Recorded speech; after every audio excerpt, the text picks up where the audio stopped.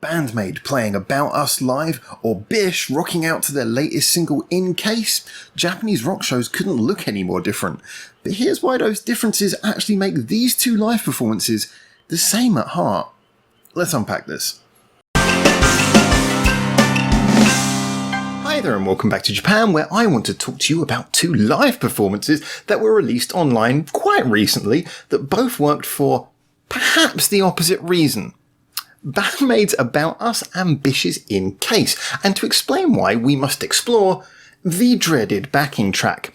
It's no surprise when an alt-idol group like BiSH uses a backing track, but in this instance, as with many other of their shows, they go for 100% live band sounds pretty much. However, the super talented musicians of BAND-MAID did use a partial backing track when playing About Us. For a start, the drumline was infused with at least an electronic hi-hat that Akane, #NoBias, wasn't playing by hand and didn't seem to be triggering via pedal either. This was particularly highlighted as her more expressive playing often drifted tiny bits away from the programmed and more regimented hi-hat. Furthermore, although Mika was blasting her backing vocals, there's a lot of layering going on in there, which was not all the work of a single pigeon.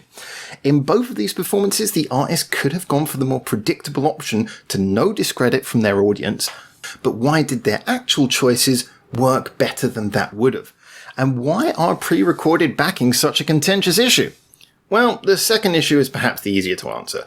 I remember when I was playing live shows in the UK, I wasn't always able to organise my band members, and so often would do smaller gigs and just pre-record a backing for myself. However, in these cases, I would deliberately re-record the backings I intended to play on the night in a very different way to the original studio versions, either turning the songs into something more dance-infused or even going full chiptune in occasion. It wasn't just to complement the more dancey setting of being live, but because if you turn up with a pre-recording of actual instruments, then there is an unspoken feeling that you are cheating the audience.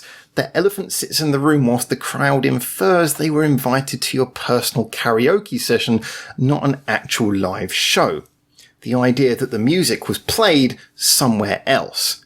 This is made even worse when you have a full band who layer sounds of instruments they are holding on stage, because it shows a total lack of confidence in their ability and continues to raise questions of how much of a live show you're even seeing at all. One example we have discussed on the Discord before in this community is another of my beloved bands, Silent Siren.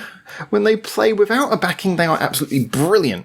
But for reasons none of us can figure, sometimes they will play with a backing that is just echoing parts of what they're already doing on the stage.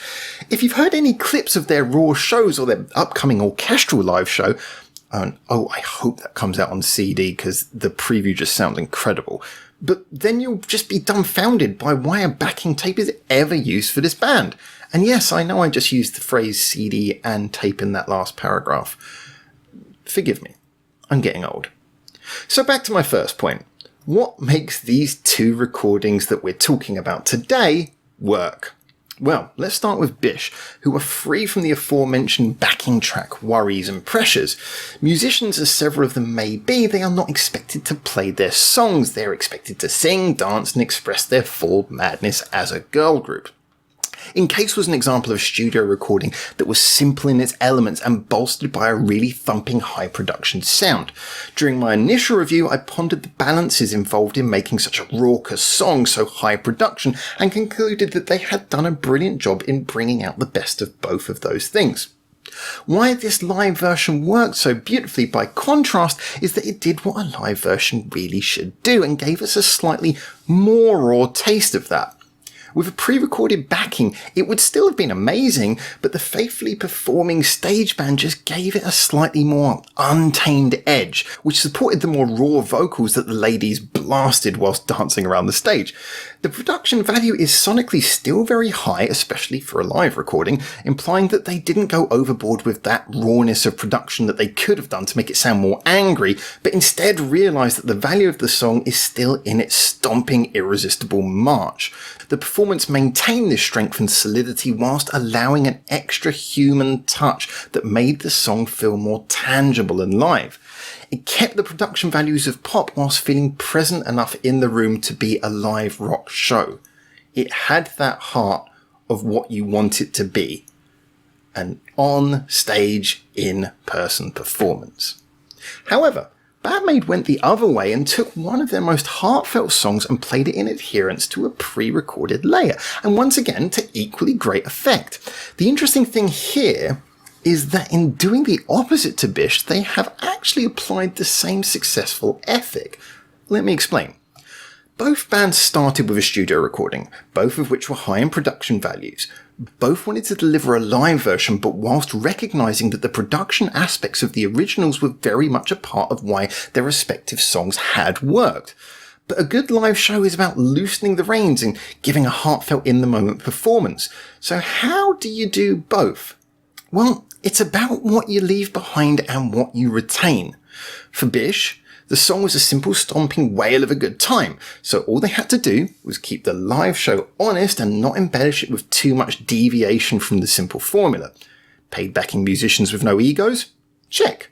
And maintain the thump and scale of the song's tone. Great big booming live mix? Check. So playing the song totally live worked because production ethics were maintained in the live performance. BAND-MAID's About Us is a much more gentle and emotional affair, but benefiting from a surreal and spacious sound that frames the song as more of a grand experience than a delicate little ballad. The big backing vocals, reverb, the electronic drum elements, providing size to a song in a way that allows them to not have to lean on loud guitars to fill the spaces as a lesser band may.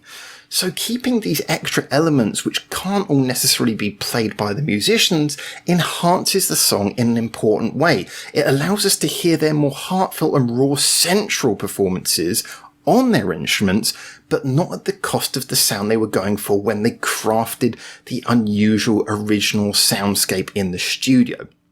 Now, don't get me wrong, I'm sure BAND-MAID could perform About Us live and without the backing track, and it would probably serve as an interesting raw alternative, but their decision to maintain the additional elements whilst applying their live musicianship to that context shows a confidence in their original creation.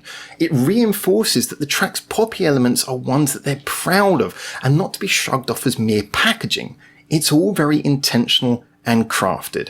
So in short, both of these videos, these performances, these live shows, they respect the value of production and the value of a creative product without smothering the artist from being heard in the heat of the moment and thereby connecting with the audience who are in front of them.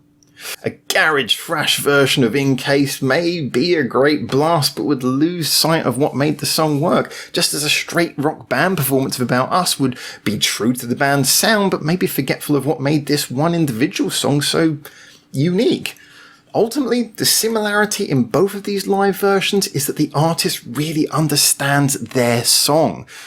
They know their songs, they know why they work, and most importantly, they value the song sounding great. It's a subtle aspect of both which could be dismissed by a casual listener as a simple flippant decision. I would say it indicates something a little deeper though. A respect for both the live format and the song they've created. A willingness to compromise so as not to sacrifice. For me, it makes both these live videos all the more endearing and entertaining. The best of two worlds. Yeah, these things might not work in every single song the same way, but again, when you know your song, you'll make the individual decisions for that live performance that work for your creation. So there you go, and I look forward to seeing your comments on this video because all opinions about music are subjective after all, so share yours and let's get this conversation started. A big thank you to anyone who likes or subscribes or follows any of the social medias linked in the description below. An even bigger thank you to our Patreons who of course keep this channel running because no adverts, we're not monetized. And a final special thank you to you for making it through to the end of this video. So until I hopefully see you very soon in Japan for the next one of these, for now, ciao ciao.